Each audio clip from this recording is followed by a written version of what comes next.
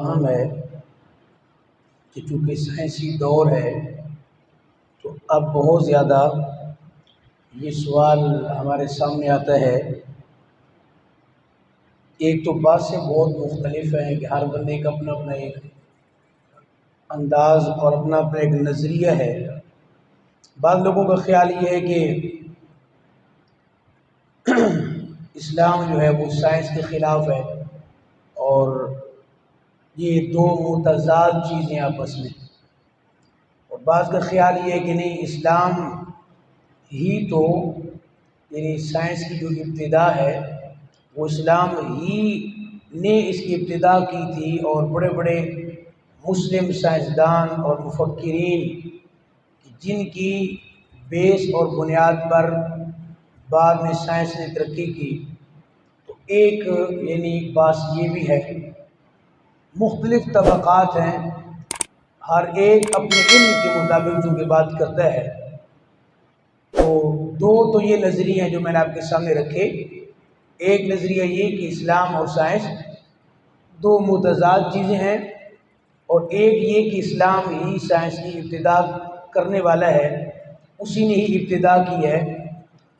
اور تیسرا ایک نظریہ بھی موجود ہے، بلکہ اس سے زائد بھی موجود ہے، لیکن دو یہ مشہور ہیں۔ ہم اسی پر بات کر لیتے ہیں، ورنہ پھر بہت زیادہ تفصیلی موضوع ہو جائے گا۔ تو ہمارا چیز یہ ہے کہ ایک تو یہ بنیادی طور پہ ذہن نشین کرنی چاہیے چیز کہ مذہب یہ خالق سے یعنی گفتگو کرتا ہے، کریٹر، اور ہماری جو سائنس ہے تو یہ اللہ کی جو پیدا کردہ خلق ہے، تخلیق، کریشن، اس سے یہ بات کرتا ہے۔ یا کہنے کہ موضوع اس کا یہ ہے، مذہب کا موضوع خالق ہے، اور اس کا سائنس کا جو موضوع ہے وہ کریشن سے ہے۔ اس لحاظ سے بھی ایک فرق اس حوالے سے موجود ہے کہ اس کا مطلب ہے کہ یہ آپس میں متضاد تو نہیں ہے۔ جب دونوں کا موضوع ہی مختلف ہے تو پھر متضاد کیسے ہو سکتا ہے؟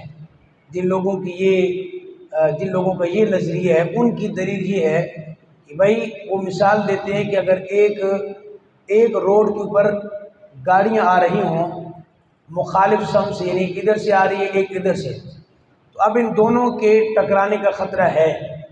لیکن اگر ایک آ رہی ہے روڈ اس سے اور ایک چلی رہی ہے، وہ ریلوے جو گاڑی ہوتی ہے ہماری، وہ اس ٹریک پہ چل رہی ہے، ان دونوں کا آپس میں یعنی وہ مثال دیتے ہیں کہ کوئی آپس میں ٹکراؤ ہو ہی نہیں سکتا۔ تو وہ کہتے ہیں کہ چونکہ ان دونوں کا موضوع مختلف ہے، وہ خالق سے بات کرے گا مذہب، اور سائنس تخلیق سے بات کرے گی، کریشن سے، خلق سے، تو ان دونوں کا ٹکراؤ کہیں بھی نہیں ہو سکتا۔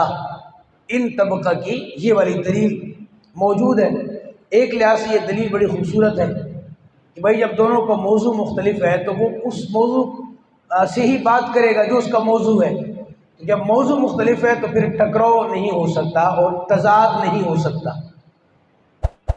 اچھا، اس کی بنیادی وجہ ایک اور ہے جو اب اس پر پچھلے 20-30 سال سے تحقیق ہوتی رہی، وہ یہ بھی ہے کہ 16ویں صدی میں آپ نے شاید پڑھا ہو کہ جو عیسائیوں کے معاملات تھے، وہاں ان کے جو اس طرح کے مذہبی لوگ تھے، ان کی سخت ترین سائنس سے مخالفت، اور لوگوں کو قید کر کے بھی ڈالا گیا تھا، ان کے اوپر تشدد اور اس طرح کے معاملات۔ تو ایک یہ بھی بہت بڑا سبب ہے۔ اب مسئلہ یہ ہے کہ چونکہ وہ والے ادھر کا علم نہیں رکھتے اور ادھر والے ادھر کا علم نہیں رکھتے، تو بھی یہ آپس میں ابھی تک ہمارے سامنے ٹکراؤ کی صورتحال ہے۔ ایک اور بنیادی فرق بڑا اہم ہے۔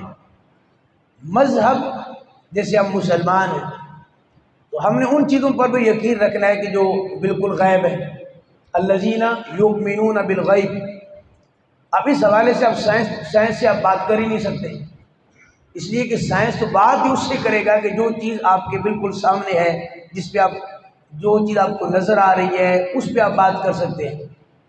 مذہب تو آپ کو جیسے جنت ہے، دوزخ ہے، اللہ تعالیٰ کی ذات، اب یہ تمام چیزیں ان کا تعلق غیب سے ہے، تو وہاں تو سائنس اس حوالے سے بات ہی نہیں کر سکتی۔ ایک فرق یہ بھی علماء بیان کرتے ہیں کہ یہ بھی ایک فرق ہے، تو لہٰذا اس کا مطلب ہے کہ ٹکراؤ پھر کہیں نہ کہیں اس حوالے سے بھی بن جاتا ہے، جیسے میں نے عرض کیا کہ دونوں اپنے اپنا ان کا کرائٹیریا مختلف ہے. علماء کی اپنی ایک فیلڈ ہے، سائنٹسٹ جو سائنسدان ان کی اپنی فیلڈ ہے. وہ ادھر والے علم نہیں رکھتے اور ادھر والے اکثریت ادھر کا علم نہیں رکھتے. تو یعنی اس کا مطلب ہے کہ ہمارے ہاں جو اس وقت یہ بات بہت چلتی ہے اور اکثر نوجوان سوال کرتے ہیں کیا سائنس اسلام کے خلاف ہے، کیا اسلام یعنی سائنس کو یا سائنسی علوم کو بیان نہیں کرتا. تو ہم آپ کے سامنے 20 مرتبہ آیات رکھتے رہتے ہیں کہ بھئی قرآن مجید کے اندر اتنی آیات موجود ہیں کہ جس میں باقاعدہ طور پہ دعوت دی جاتی ہے کہ آپ زمین و آسمان میں غور و فکر کریں، آپ تدبر کریں، کائنات میں غور کریں. پھر وہ ساری کی ساری آیات علماء نے ایک ایک کتاب کے اندر بھی جمع کر دی ہیں. وہ ساری آیات ان علماء کے نزدیک یہ ہے کہ بھئی یہ سارا تو سائنس کی ابتدا ہی قرآن کر رہا ہے. اس سے پہلے تو کوئی تحقیق اور ریسرچ کا میدان نہیں تھا. اسلام نے ہی تو سب سے پہلے دعوت دی ہے کہ تم آؤ اور کائنات کے اندر غور و فکر کرو. اس کا مطلب ہے کہ سائنس کی یوں اگر اس معنی میں کہا جائے تو ابتدا قرآن کر رہا ہے. پھر ایک اور بات ہے، آپ کو معلوم ہوگا کہ یونانی جو فلسفہ تھا وہ بہت عروج پہ تھا ایک زمانہ میں مسلمانوں سے پہلے. لیکن جب مسلمان آئے، جب اسلام آیا، اس وقت بہت عجیب و غریب سے معاملات تھے اور انسانیت یونانی فلسفہ کے اندر بھٹک رہی تھی. تو وہ مسلم سائنسدان کہ جنہوں نے، بعض لوگوں کا تو یہ خیال ہے کہ مسلمانوں نے یونانی فلسفہ سے یہ سارا کچھ لیا ہے، حالانکہ یہ بالکل بے بنیاد اور غلط بات ہے. مسلم سائنسدانوں نے یا اس دور کے مفکرین نے، جو ہمارے مسلمان مفکر تھے، انہوں نے یونانی فلسفہ کو، وہ جو انسانیت اس میں بھٹک رہی تھی، اس کو ایک نئی راہ دکھائی ہے. یہ کتابوں کے اندر باقاعدہ موجود ہے. تو لہذا یعنی یہ کہا جا سکتا ہے کہ ان جو اپنا طبقہ ہے یہ والا، اس کی رائے زیادہ درست معلوم ہوتی ہے. ہمارے نوجوانوں کا یہ جو سوال ہے تو یہ بالکل غلط ہے کہ سائنس کو اسلام یا قرآن یا بانی اسلام اس کو روکتے ہیں یا اس کو منع کرتے ہیں. ایسا کچھ بھی نہیں ہے. اگر ایسا ہوتا اتنی آیات اس پر موجود نہ ہوتی جس میں باقاعدہ آپ کو دعوت دی جاتی. اس پر ایک دلیل اور بھی ہے کہ اگر ایسا ہوتا تو آپ ہمیں اسلام سے پہلے کوئی اس طرح کے سائنسی نمونے آپ ہمیں دکھائیں. آپ کو نہیں ملے گا، کہیں بھی نہیں ملے گا آپ کو. اسلام مخالفت تو تب کرتا ہے جس وقت قرآن کا نزول ہو رہا تھا، اس وقت یہ اس سائنس کا میدان اس طرح جیسے آج ہے اس وقت موجود ہوتا. پھر ہم کہتے ہیں کہ بھائی اسلام نے اس کی مخالفت کی ہے، جب اس دور میں یہ سائنسی تحقیقات اور سائنسی علوم بظاہر تھے ہی نہیں، اس طرح کی ترقی تھی ہی نہیں، تو اسلام نے یا قرآن نے اس کی مخالفت کہاں کی ہے. دوسری بات میں نے ایک عرض کر دی جو بڑی توجہ طلب ہے، وہ یہ ہے ان دونوں علوم میں ایک بیسک اور بنیادی فرق ہے. اس کو اگر کوئی جان کر پھر تحقیق کرتا ہے تو وہ کبھی گمراہ نہیں ہوگا انشاءاللہ. وہ یہ ہے کہ سائنسی علوم، سائنسی تھیوریز، ان کی تحقیقات، ان کی ریسرچ، اس میں غلطی کا، خطا کا امکان موجود ہے. یہ بنیادی فرق ہے. مذہب کی جو بھی تعلیم ہوگی اس میں یہ یاد رکھیے گا کہ اس میں قطعاً کہیں، یعنی جس کو کہتے ہیں نا کہ امکان ہی نہیں ہے خطا کا. یہ موضوع بہت مشکل ہے، آپ کے ذہنوں کے مطابق میں عرض کرنے کی کوشش کر رہا ہوں. تو یہاں خطا کا امکان ہی نہیں ہے. کیوں؟ کہ وہاں جو علم مل رہا ہے اس علم کا جو ذریعہ ہے وہ وہی ہے. وہی کے ذریعے وہ علم آپ کو مل رہا ہے. وہی میں خطا کا امکان ناممکن ہے. اور سائنس کے جتنے بھی علوم ہیں وہ وہی کے ذریعے تو نہیں ہے. وہ ایک تھیوری ہے، ایک سائنسدان ہے، ایک علم ہے، اس کے اندر غلطی ہوتی ہے اور یہ باقاعدہ ثابت ہے کہ ہر 50 سال کے بعد، ہر صدی کے بعد اس میں غلطی نکل آتی ہے اور باقاعدہ بیان کر دیا جاتا ہے کہ فلاں سائنٹسٹ تھا اپنے زمانے کا مشہور و معروف، لیکن اس کی تھیوری درست نہیں تھی، اس میں یہ غلطیاں تھیں. اصل درست تھیوری یہ ہے. اچھا، اس تھیوری کا فائدہ یہ ہوا کہ اب بعد والے اسی تھیوری کی بنیاد پر ہی انہوں نے مزید آگے ترقی کی، لیکن غلطی کا امکان بہرحال ہے، خطا کا ہے. اب آپ آئیے کہ اس پہ پھر جو ہمارے نوجوان سوال کرتے ہیں تو یہی جواب آ گیا کہ اگر بظاہر سائنس کہیں قرآنی آیات کے خلاف یا کسی بھی مذہب کی تعلیم کے خلاف آپ کو نظر آئے، اس کی کوئی تھیوری، کوئی بھی پریکٹیکل، کوئی بھی شے، اس میں دو چیزیں ہو سکتی ہیں۔ نمبر ایک، یا تو یہ ہے کہ ابھی تک سائنس وہاں پہنچی نہیں ہے، اس حد تک، اس مقام تک، اس لیے بظاہر آپ کو وہ قرآن کی آیت کے یا اسلام کی تعلیم کے خلاف لگ رہی ہے۔ میں بھی 50 سال کے بعد، 1 صدی کے بعد، 10 سال کے بعد وہ اس کی تائید کر دے، اور اس کی دلیلیں باقاعدہ موجود ہیں۔ 2 صدی پہلے انہوں نے تائید نہیں کی، اور جب 1 صدی 2 صدیاں گزر گئی تو انہوں نے باقاعدہ اس کی تائید کر دی ہے۔ اس کا مطلب ہے یہ امکان تو موجود ہے۔ آپ یہ نہیں کہہ سکتے کہ بھائی سائنس یہ کہہ رہی ہے اور قرآن یہ، تو یہ آپس میں متضاد ہے۔ ہو سکتا ہے کہ آگے 30 سال کے بعد، 50 سال کے بعد وہ تائید کر دے۔ اگر ایسا نہ ہوا ہوتا تو پھر ہم یہ نہ کہتے، لیکن چونکہ ایسا ہوا ہے کئی چیزوں کے اندر، لہٰذا یہ ایک امکان موجود ہے۔ اس امکان کو پیش نظر رکھتے ہوئے آپ یہ کہہ سکتے ہیں کہ ان کا تضاد نہیں ہے۔ اچھا، ایسا بھی ہو سکتا ہے، ایک یہ بھی ہے کہ علماء نے جو مسئلہ، یہ جو چیز بیان کر دی، جیسے آپ کو معلوم ہے ابھی پچھلے سال بہت ڈیبیٹ ہوئی اس پر کہ جی وہ زمین گردش کر رہی ہے یا سورج گردش کر رہا ہے، ابھی تک بھی یہ بات چل رہی ہے۔ اب مسئلہ یہ ہے کہ خود علماء کے اس میں 2 گروہ ہیں۔ ایک طبقہ یعنی اعلی حضرت سمیت ان کا یہ، آپ کا یہ خیال ہے جلیس طبقہ کا کہ سورج گردش کرتا ہے اور زمین رکی ہوئی ہے۔ ہمارے ہی علماء کا ایک بہت بڑا طبقہ ہے جو زمین کو ہی وہ یعنی ساکن نہیں مانتے، وہ کہتے ہیں سائنس یعنی صحیح کہہ رہی ہے، اور وہ ان آیات کی باقاعدہ طور پہ یعنی اس بات پر باقاعدہ قرآن سے وہ دلائل پیش کرتے ہیں۔ اس کا مطلب یہ بھی ہوا کہ ایک چانس یہ کہ سائنس غلط کہہ رہی ہو، ممکن ہے کہ بعد میں وہ اس کی تائید کر دے قرآن کی آیات کی، اور یہ بھی ہو سکتا ہے کہ علماء اس کی تہ تک نہ پہنچے ہوں۔ مسئلہ اسلام یا قرآن کا نہیں ہوگا، پھر ہوگا کہ جو عالم وہ تحقیق بیان کر رہا ہے شاید وہ اس کی تہ تک ابھی صحیح نہیں پہنچا۔ اس کا مطلب اس عالم کے علم کے اندر تو آپ کہہ سکتے ہیں کہ نقص ہو سکتا ہے، قرآن میں نہیں ہو سکے گا۔